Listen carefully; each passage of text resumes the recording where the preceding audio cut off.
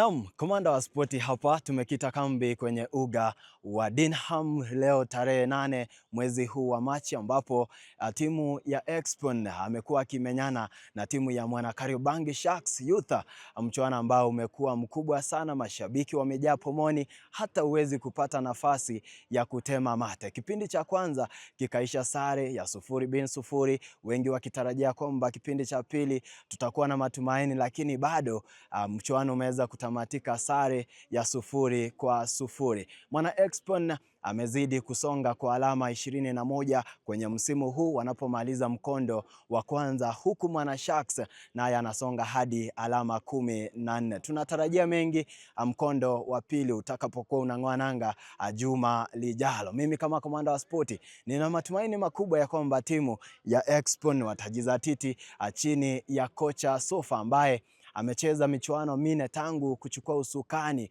na sasa mchuano wa 5 utakuwa ni mkondo wa pili. Hali itakuwaje? Zidi kukua ndani ya Expon, nami nitakuwa na kujuza moja kwa moja.